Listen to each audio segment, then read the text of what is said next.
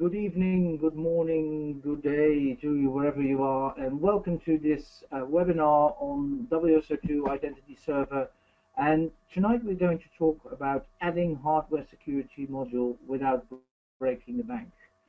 With me tonight, I have two other people. The first one is David Maples. David, can you introduce yourself a little bit?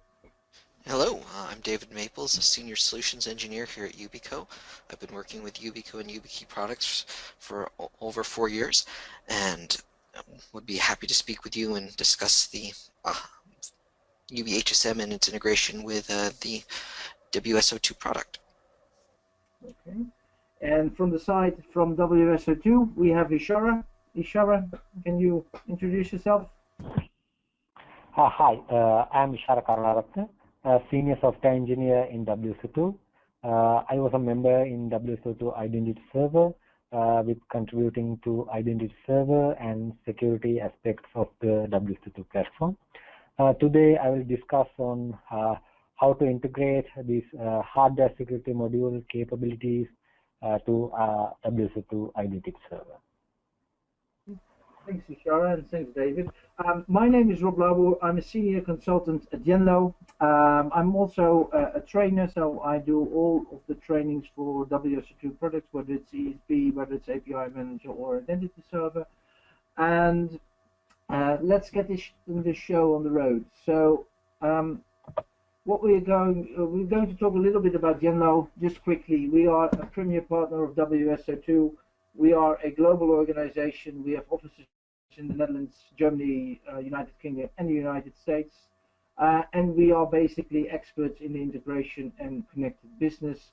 And we are big fans of WSO2. So we'll deliver everything around WSO2, project and consultancy services, training services, of course, product support, development support, operational support, that sort of thing. But I think it's more interesting to talk about the topic of HSM.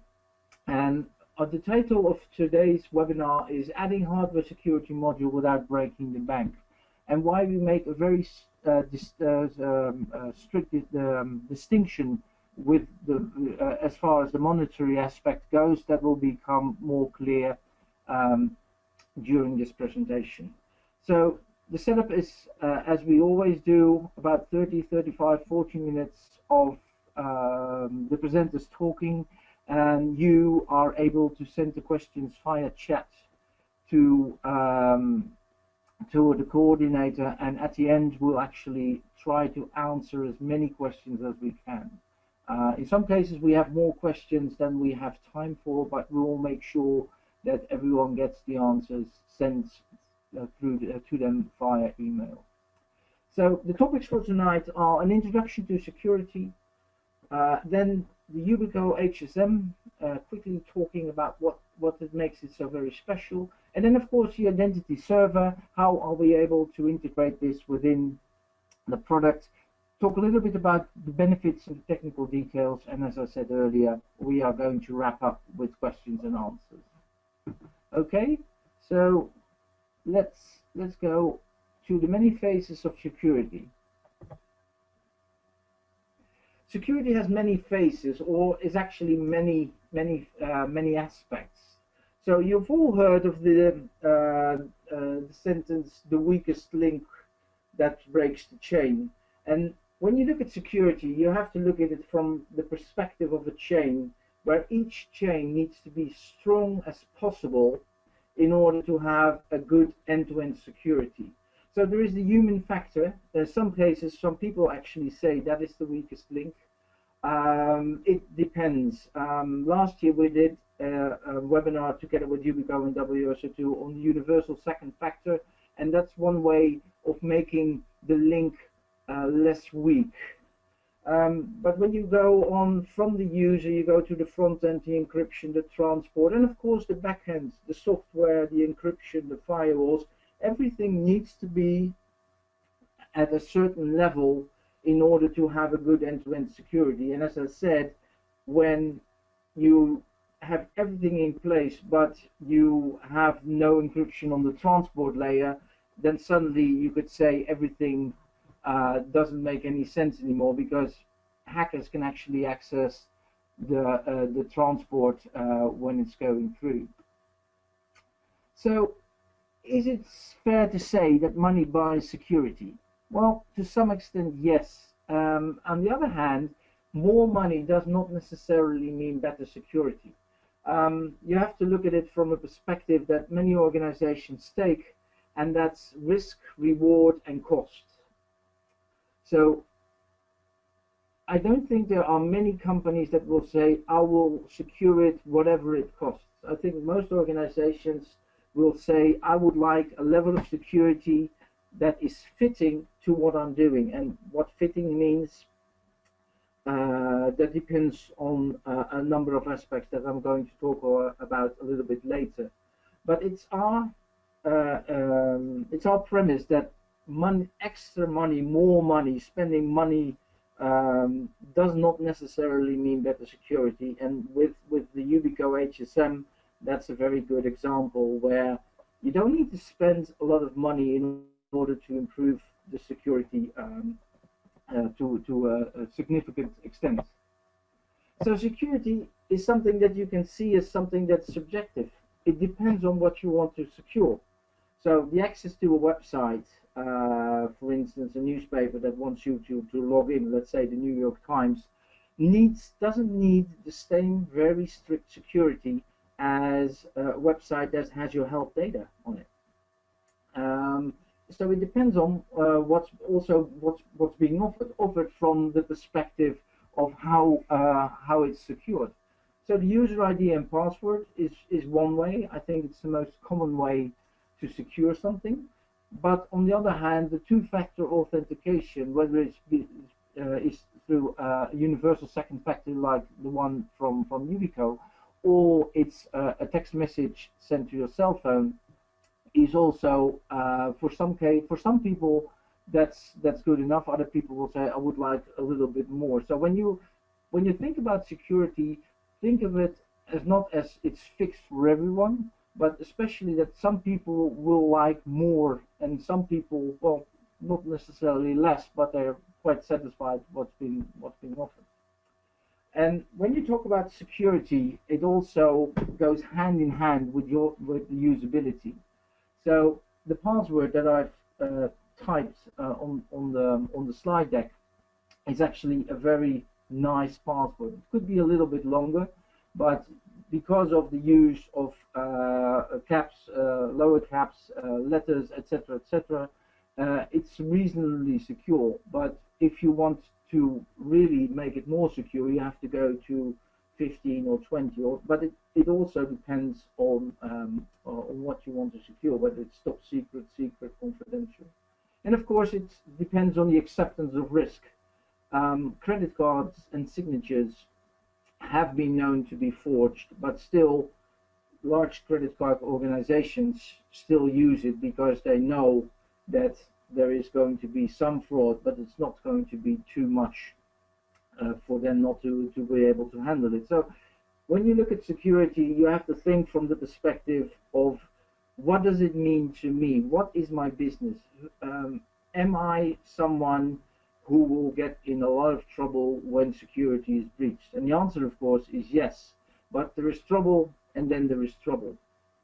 Because in some cases, the damages can be monetary, so you'll lose customers or something, but it can also be a PR nightmare. Just ask many organizations as well as individuals who have found their security being breached. I'm not going to go into these examples because all of you know them very well. Just think back about a year ago, and I think that numerous of these occurrences have occurred, and you know them all too well. Okay, so I was talking to someone just the other week, and he said it seems like we're playing leapfrog with the bad guys. So everything we're doing, they just jump over us and find something new. And although it might look like that, in fact, we are making it more and more secure with vulnerabilities being addressed and more and better security on the horizon. So we're building it, but to some extent there is the idea that everything, whatever we find, we solve an issue or a problem, that a new issue or problem will arise. But in the end, it will help us have more and better security. And the low-hanging fruit is actually already gone away for many organizations. So how secure are WSO2 products? So when I was writing the slide deck for this webinar, I thought it's an open source product and the sources are publicly available. It uses many Apache projects internally, like Access, Synapse, etc. So we depend with WSO2 on a number of solutions that we haven't built. And then when you look at WSO2, it's an open system. It can be extended by means of custom developed modules, mediators when you talk about the ESB, connectors, again the ESB, but also identity server, and of course you're able to take the complete source code and change it. And of course, WSO2 products do not require any additional hardware to run. So there's not a dongle that you need to put in somewhere before it actually will run. And since it's open source and the sources are publicly available, that would be of no effect anyway, because anyone can just change the source code and remove that part of it. So is secure open source an oxymoron? And I think it's not. I think that secure open source is something that is completely possible, and also something that we're actually building. And with the new improvements on the WSO2 side, that's, for instance, the support for universal second factor, but also what we're talking here about tonight, the inclusion of an HSM module, we are going to get it more and more secure. You can also argue that why do we need it? Doesn't WSO2 just do the trick? Yes. For many organizations, WSO2 offers ample security. That's being shown by all of these companies, whether they are a utility company, whether they are a bank, whether any organization that uses WSO2 has looked at the security and has said this is good, or this is good enough, depending on their stance. But with a hardware security module, we actually offer a better random generation, calculations done in hardware rather than in software, and the keys are, of course, stored more securely. And the use cases are, for instance, government, banking, insurance, healthcare, but in a broader sense, any organization that actually values security. So I've just given an intro on security and on the HSM, and I would now like to hand it over to David to talk a little bit about the Yubico HSM. David, take it away. Thank you very much. So Yubico's approach to security is to offer the best in both front-end and back-end security at a price that's reasonable for everyone, and implement our products in a way that embraces open source standards and allow them to be integrated not just through Yubico products, but through open source products like WSO2. Our YubiHSM, Yubico HSM, fits in a standard USB port and works across multiple operating systems, including Linux and Microsoft Windows. Inside of it, it offers an encryption engine that allows for message authentication code encryption, HMAC SHA-1 hashing, AES encryption decryption, and cryptographic true random number generation based off physical properties, not a seed or inputted values. The cryptographic processor on the HSM provides a physically isolated environment for cryptographic processing, taking the cryptographic elements one step off a server, protecting it against attacks from the server itself, ensuring that if a server is compromised, your data remains secure. The HSM is a solid-state device with no moving parts and requires no additional maintenance once installed. Once you purchase it, it's yours for life. There's no ongoing license fees, maintenance fees, or other ongoing costs associated with it.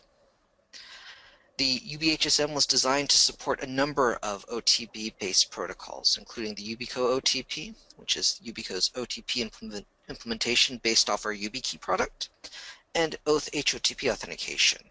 However, the flexibility of the YubiHSM can expand that to supporting any counter-based OTP authentication protocol.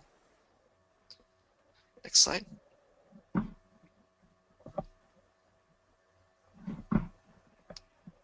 It seems that we're going to the identity server. There was just one slide on your product, but you have a chance to talk a little bit later about the product, unless you have something to say, and I can go back to the previous slide if you like, David. That's all. I will be picking up on the slides later. Okay, great. Okay, Ishana, can you talk a little bit about identity server? Yeah. Can you go to the next slide? WSO2 Identity Server is a leading identity and access management solution, which is truly open source and built on top of open standards. And it's highly performing and it's lightweight.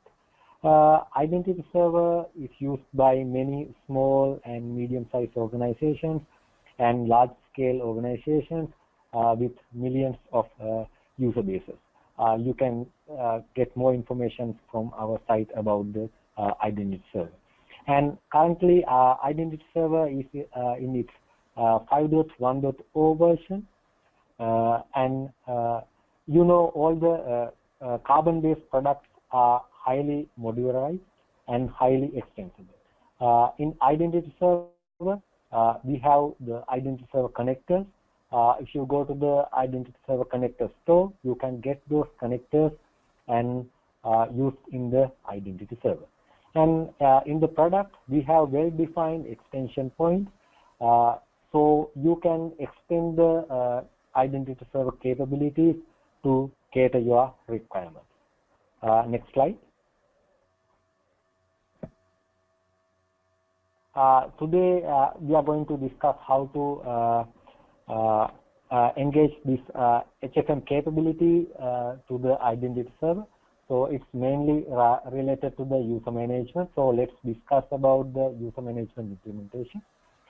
WSO2 Identity Server is capable of connecting to different kind of user stores. It can be a JDBC user store, it can be a LDAP, or it can be a Active Directory user store, or it can be another user store. You can connect it to the Identity Server. And at the same time, it has the capability to configure multiple user stores at once to the Identity Server. So inside the Identity Server, we have different layers do the different operations. So the user store manager is the main layer which does all the user operations. So if you do the authentication via Identity Server, or add the user, or update the user attributes, all the processing will go through the user store manager. So there are defined extensions in the user store manager layer which can use to extend the capabilities of the user management operations. So we use user store to store the user attributes and user's credentials. So it's very important the way we store the user credentials. So normally we don't store the passwords in the plain text. What we do is we hash the passwords and store in the user store to make it harder for the attackers to find the passwords. So in the Identity Server, we have the configuration to define whatever the hashing algorithms you need to use to hash the password. So with the HFM module, it adds extra security with a key hashing mechanism to add extra security to do this hashing. So how do we add that capability to the Identity Server? So do we have to wait for the next identity server release to get the inbuilt support. So is it possible to plug that capability to identity server? So the answer is yes. No need to wait for a future release. You can add that capability to the existing server as well. Next slide. So as I discussed earlier, so we have an extension point in the user store manager where you can write a custom user store manager to cater this HSM capability. So if you go to our documentation, it clearly describes how to write a custom user store manager and plug it into the identity server. So in the next slide, I'll show you some pseudocode where you can plug this. So in every user store manager, we have a prepare password method which get the plain text password and create a hash of that one. So what you have to do is you can add your implementations under the prepare password method, and you can use a library which you have the capability to do the HSM processing. So here I have shown the code using YubiHSM library. Next slide. So we have identified this as a candidate feature. So we can expect it in the future identity server. As I said, no need to wait until we ship it with the product. You can use the provided extensions and do the implementation and plug it very easily to identity server and use this HSM capabilities. And even the products are open source. If you need to contribute to the product, you can implement, and we are happy to make you a contributor to the identity server. Thanks.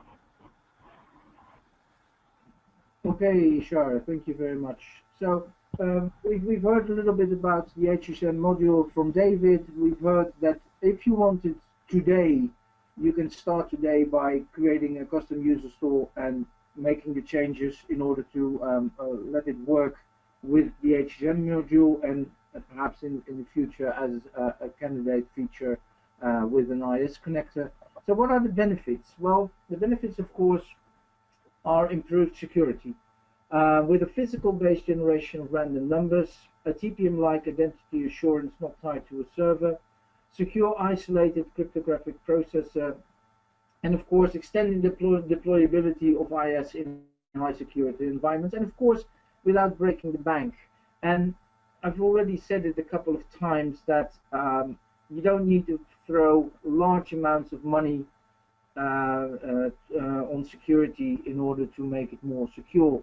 So David, can you talk a little bit about what we mean without breaking the bank by means of this overview?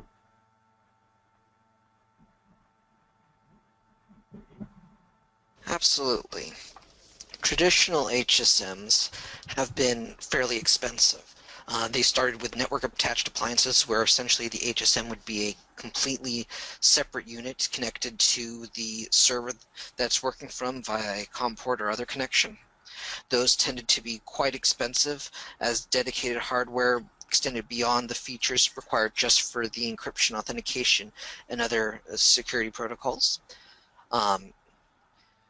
The evolution from that has gone to PCIe, embedding the hardware security module as a expansion slot into the server itself. But again, as this is a dedicated piece of hardware, the costs still remained fairly high, along with reoccurring service and whatnot. The latest generation has tried to connect it via USB, but still, we're talking about dedicated machines here. The YubiHSM from Yubico was approached this with a different direction in mind. We wanted to make sure that it was affordable at a single $500 per YubiHSM per unit cost, with no additional fees, maintenance, or otherwise ongoing. costs and whatnot. We've done so by striving to make sure that we offer the best authentication and encryption for what is required, without adding any additional functions, features, or other moving parts which cause expenses to rise in the product and maintenance to be required going forward. Okay, So, and what you actually see in the top right corner is the HSM. So That's it's correct. not much bigger than the typical dongle that you would have with your wireless mouse or something like that. So it's not.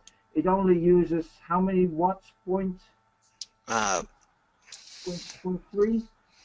Less than that. It's a very low powered device, as again it's a very single purpose without anything that's not required. It's actually form factor was designed to fit inside the internal USB ports in a server environment to ensure that it would be able to work in a physically secured environment without getting in the way of other physical aspects of the server it's included on. Okay. So that really makes it. It makes it not only more secure, but it also doesn't break the bank. And I think that for many organizations, that is something that they really like, not spending too much money on this aspect, but getting a high level of security anyways, for their product. So we are now at the end of our presentation. So we have a number of questions that have come in, and we will address those questions a little bit later on. If you have any more questions with regards to how do I do it in more detail, let us know, and we'll try to answer them as good as possible. As you saw from Ishara's presentation, the documentation of WSO2 will guide you towards towards solving the problem, or in this case integrating the HSM. So that's a very good starting point. So we have at this moment a couple of questions. Let me just scroll up a little bit on my screen and to see one. Do you have a sample created user store with PHP? Ishar, can you say something about that? Yeah, actually, this user store manager component is an extension that should be put into the identity server. So it should be a Java component since we have written our product in Java. So you have to write it in a Java. So we can't put a PHP user store manager component there. Okay, can you add a little bit to that, David, with regards to the Java library you have and Python and stuff like that?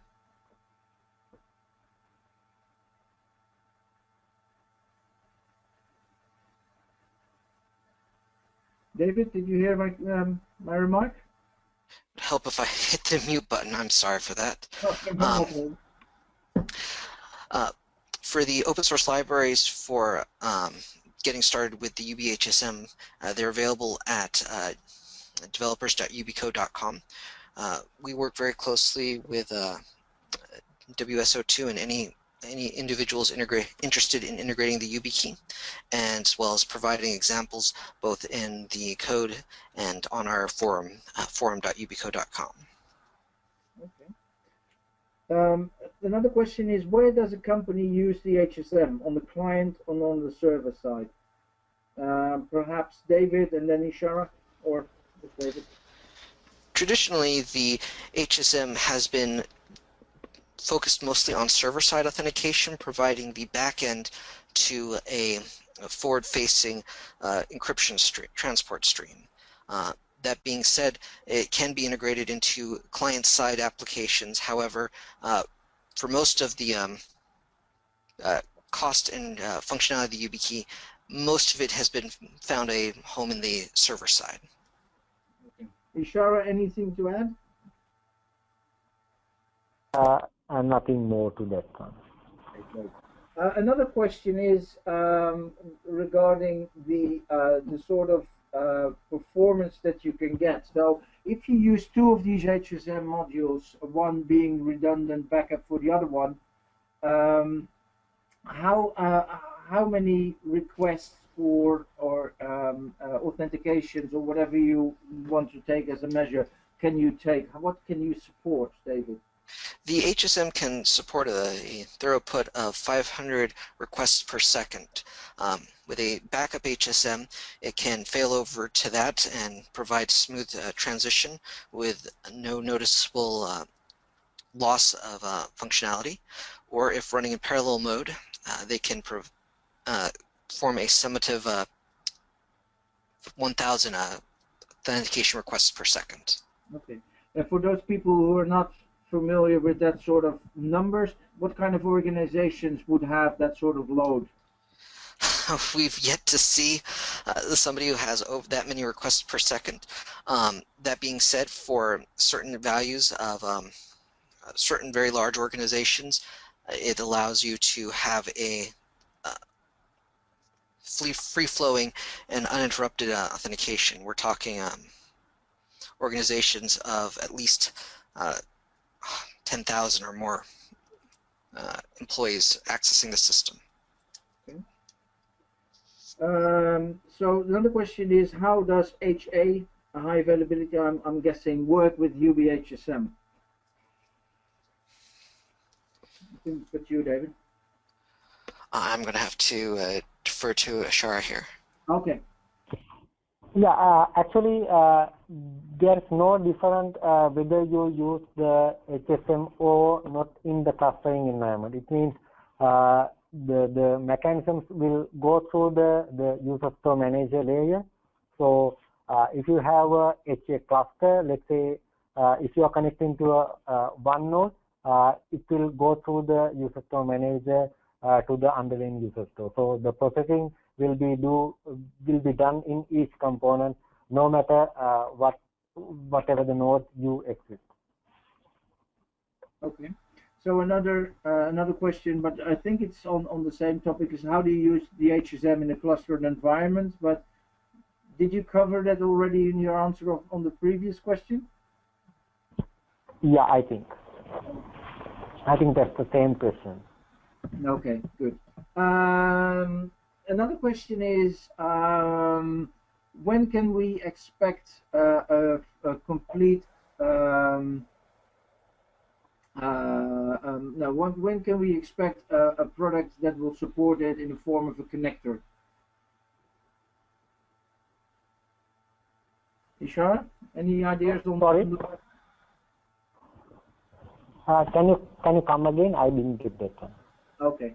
So you talked about candidate features, and as you know, with the roadmap, you have committed features that are in the next release, candidate features that might be in a future release. Can you say anything on this year, next year, when you will have something in the form of a IS connector?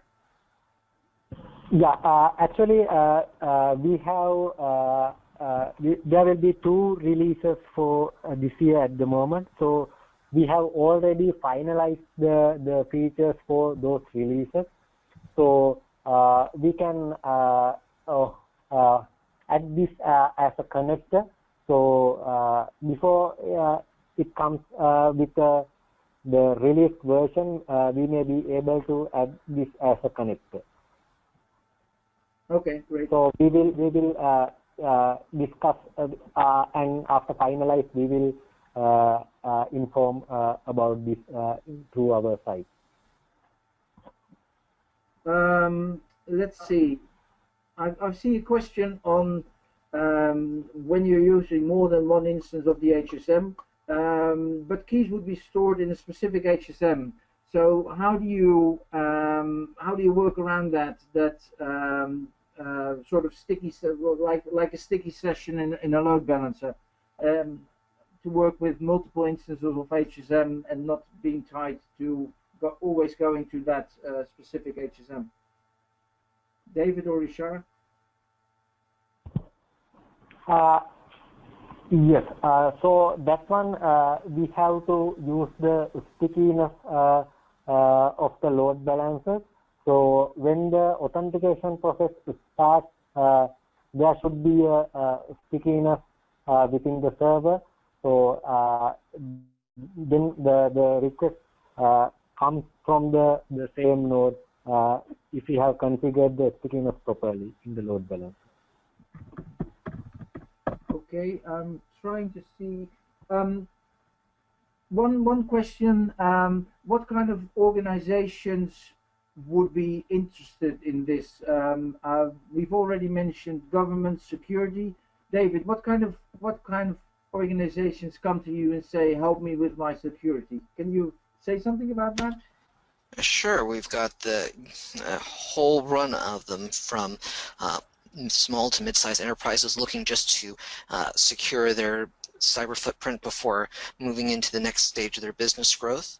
We have government organizations all the way from federal and international entities to individual counties and small precincts. We have healthcare and energy, essentially anybody who's dealing with infrastructure that is vital to civilization and whatnot. There's a whole host of anybody who has any critical data that needs to be secured, requiring another level of security beyond just what's publicly available. And WSO2 provides an ideal foundation for adding that level of security with the YubiHSM. Okay. Ishar, anything to add from your perspective? What kind of organizations indicate the need for more security when you talk to them about the products? Yeah, actually, that's not only with organizations. It can be individual users as well. If they think that there should be a strong password mechanism to their credentials, I think even the users level, they also can enforce this HSM module to their credentials or their profiles. It's not limited to the particular organization. It can be happen with the each single user level as well. Okay, thank you. I think we're out of questions. There's one question on training. I will get back to the person who asked that question offline, so not in the in this webinar. If you have any more questions, please contact us. It's either David or Ishara or myself. If you have anything that you pops into your mind as soon as you switch off the webinar. I would like to thank you for your attendance today. In a couple of days, the recording will be online, and you can listen to it and see the slides. So for now, from us, thank you very much for listening to us, and hopefully all of you will go and increase your security, but still have money to spend on other stuff. Thank you.